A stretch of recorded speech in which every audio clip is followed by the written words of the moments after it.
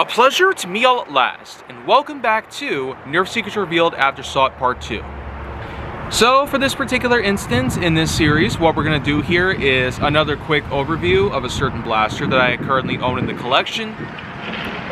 Since after all, you can't quite make every contender in my known collection work with Invisibullets. And so, here we go with basically another addition to my collection, that of which we have right here, known as the Sharkfire. This came from a pretty small series that we have going on this time, which is basically another way to create animalistic blasters here. Yeah, after the somewhat tragic failure that is Alpha Strike and the not so good way of trying to put things together here, we have to have another series that correlates with animal designs. But in this case though, I guess you could say this was a way to actually put together animalistic designs in this blaster. So the Sharkfire is basically what it is.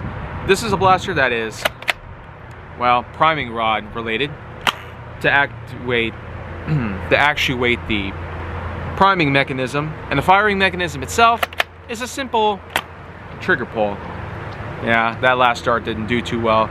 But in any case though, the firing aside, the pulling of the priming rod does have an automatic retraction.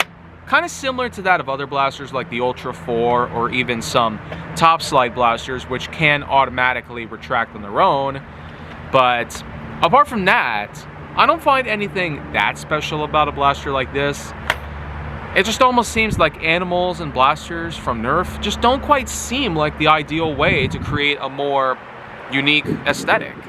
You know, it would probably be more of that of the visual gimmick sort of thing, but apart from that, you can't quite do a whole lot with something like this. I will say that at least for the appearance of a shark, the unique priming action, a large trigger which can easily fit 2 fingers, which I don't normally appreciate that much. It's better to just have one to pull the button around.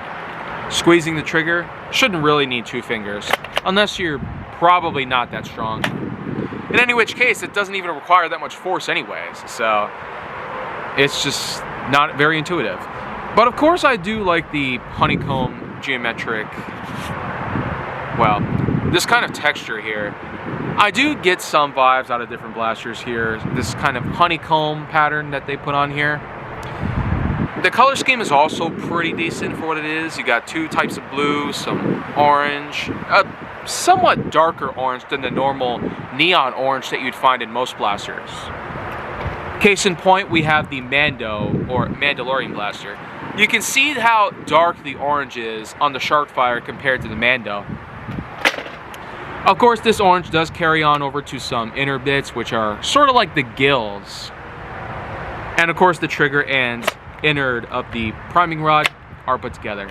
And of course, you have the priming rod itself, which is somewhat shaped like the tail fin of most sharks. But you know what? Apart from it, I don't quite get that good performance out of this, and maybe if I do distance gauge, you'll probably get to see why.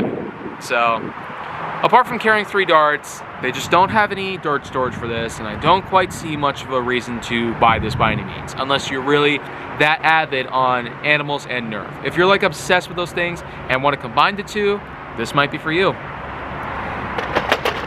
But of course, they do have other blasters in this small series, so maybe you'll get a good time for me to eventually come by and review them, or give them a just rewarded overview video of some sort.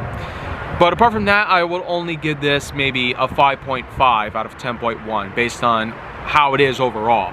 And in terms of how it does based on distance, that kind of test is gonna come by at another point in time. So make sure to like, subscribe, comment, follow me wherever you can find me, and stay on the Hollywood side for more.